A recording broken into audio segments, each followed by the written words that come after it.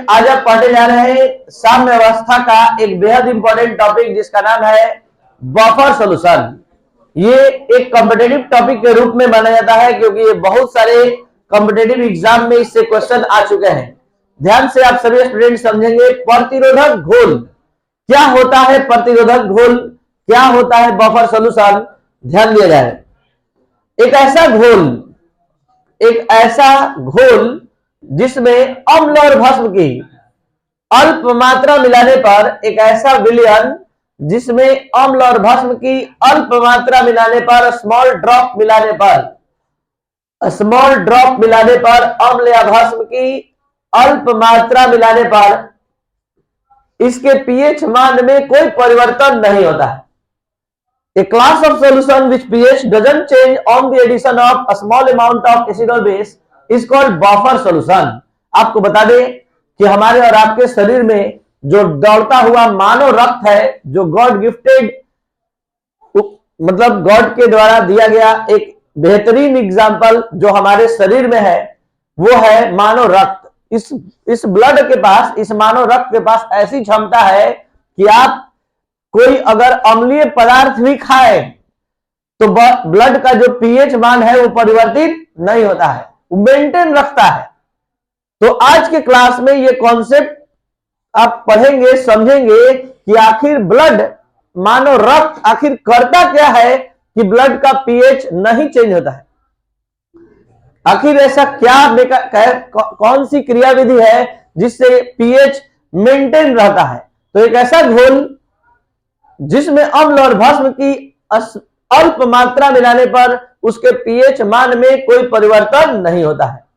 इस प्रकार के घोल को हम प्रतिरोधक घोल या बफर सॉल्यूशन कहते हैं। आपको बता दें कि इस प्रकार का जो प्रतिरोधक घोल है वो दो प्रकार का होता है, एक अम्लीय प्रतिरोधक घोल और एक भस्मी है।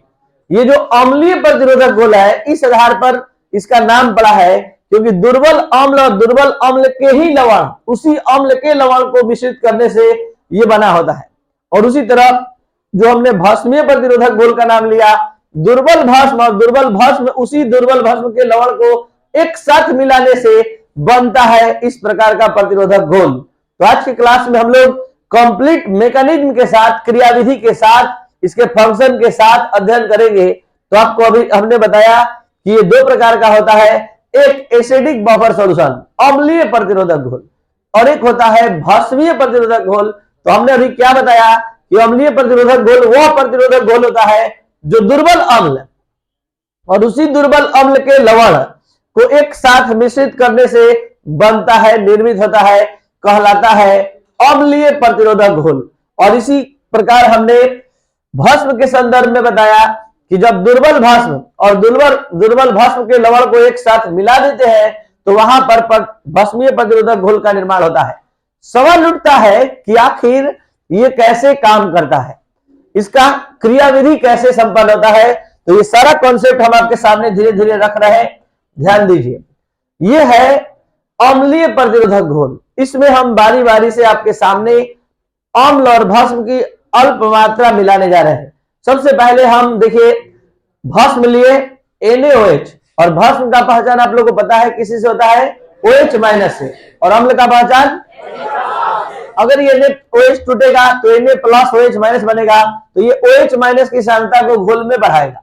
तो यहां पर हम ये समझाना चाहते हैं कि जो ही हम भस्म को मिलाएंगे तो ये भस्म का जो OH माइनस ऋणात्मक आयन है ये धनात्मक आयन से संयोग करना चाहेगा, और ये धनात्मक आयन H प्लस से संयोग करके जल के अणु का निर्माण करता है जो एक उदासीन अणु है। यह उदासीन अणु ऐसे अणु होते हैं जिसका गिनती ना अम्ल में होता है ना भस्म में। तो यहाँ हमने भस्म मिलाकर सिद्ध किया कि देखिए ये भस्म का OH माइनस जो ओरिजिनल कैपेसिटी OH माइनस में होता है वो तुरंत H प्लस से संयोग करके क्या बना रहा है, जल। और जल ना अम्लीय पदार्थ है ना भस्म, तो पीएच यहाँ पर मेंटेन होता है। और दूसरा, अब हम अम्ल मिलाकर देख रहे हैं, अम्ल HCl मिला रहे हैं, तो अम्ल HCl जो है टूटेगा तो H प्लस प्रदान करेगा। तो हमने यहाँ पर इसको समझाने का प्रयास किया है H प्लस से कि हम अम्ल मिलाएंगे तो अम्ल धनायन लेकर H प्लस आ रहा है। तो ये इस पूरे विलयन में ऋणायन केवल एक ही प्रकार का है, और वो ऋणायन कौन सा है, तो CH3COO प्लस है तो माइनस से संयोग करेगा, और माइनस है तो यहां पर प्लस माइनस से संयोग किया एसीटेट आयन से, तो एक ऐसा पदार्थ बनाया जो पहले से विलयन में वर्तमान है, कुछ नया नहीं बनाया। इसके कारण इसके पीएच मान में कोई चेंजिंग नहीं होगा। ध्यान दीजिए, फिर से समझिए, दोबारा समझिए, ताकि भस्मीय प्रतिरोधक घोल का कॉन्सेप्ट अपने आप सभी स्टूडेंट को समझ में आ जाए। यहां हम दुर्बल अम्ल लिए और दुर्बल अम्ल का लवण लिए, सॉल्ट लिए। ये दुर्बल अम्ल टूटता है acetate ion CH3COO minus plus H plus, और ये सोडियम स्टेट टूटता है CH3COO minus plus Na plus. इसको एस्टेट आयन बोलते हैं, इसको सोडियम आयन बोलते हैं। जो ही हम भस्म मिला रहे हैं, यानी OH माइनस की सांद्रता बढ़ा रहे हैं, तो ये अम्ल के H प्लस से संयोग करके एक उदासीन जल का अणु का निर्माण कर रहा है। जबकि हम भस्म मिला रहे हैं, तो बल्कि अम्ल मिला रहे हैं, तो अम्ल का H प्लस जो है ये एसीटेट आयन से संयोग कर रहा है। इससे क्यों नहीं संयोग कर रहा है? तो आपको कॉमन सेंस से समझ में आना चाहिए कि ये धनात्मक है, तो धनात्मक से कैसे संयोग करेगा? ऋणात्मक से संयोग करेगा, और ऋणात्मक इस पूरे विलयन में ऋणात्मक आयन केवल एक है, और वो है CH3COO माइनस। तो CH3COO माइनस जब H प्लस से संयोग करेगा तो वही यौगिक बनाएगा जो पहले से विलयन में है, CH3COOH बनाएगा, और CH3COOH बनाने से कुछ नया खास परिवर्तन नहीं होगा। तो वैसा घोल जिसमें अम्ल और भस्म की अल्प मात्रा मिलाने पर उसके पीएच मान में कोई परिवर्तन नहीं होता है, उसे कहते हैं प्रतिरोधक घोल। और जब हम दुर्बल अम्ल का लवण मिलाएंगे तो वो अम्लीय प्रतिरोधक घोल कहलाएगा, और दुर्बल भस्म का लवण मिलाएंगे तो वो क्या कहलाएगा?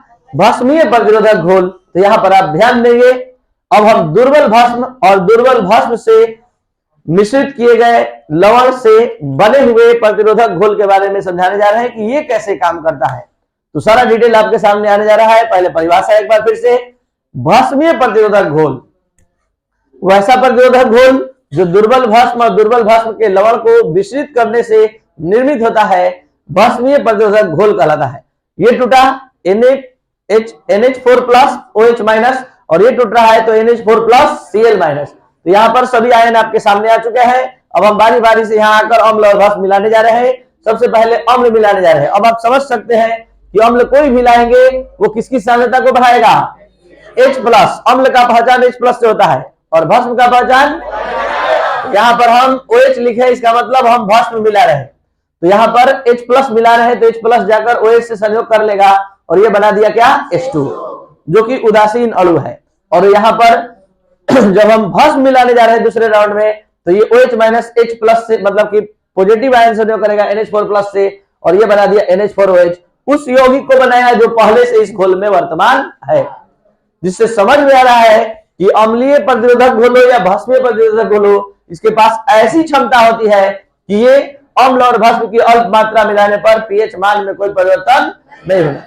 और आपको बता दें कि ये जो हमने समझाया, इसको भस्मीय प्रतिरोधक घोल की क्रियाविधि बोलते हैं, कि आखिर भस्मीय प्रतिरोधक घोल कैसे कार्य करता है। और ये जो हमने समझाया, ये अम्लीय प्रतिरोधक घोल की क्रियाविधि थी, mechanism of acidic buffer solution, और वो था mechanism of basic buffer solution. तो आज की क्लास में आपने जो पढ़ा, जो टॉपिक, उसका नाम था प्रतिरोधक घोल। वह घोल जिसमें अम्ल और भस्म की अल्प मात्रा, जो बोल रहे हैं दिख रहा है, ये एक घोल है प्रतिरोधक घोल। इसमें अम्ल और भस्म की अल्प मात्रा मिला रहे हैं, तो इसका पीएच चेंज नहीं हो रहा है, तो इसी को कहते हैं प्रतिरोधक घोल।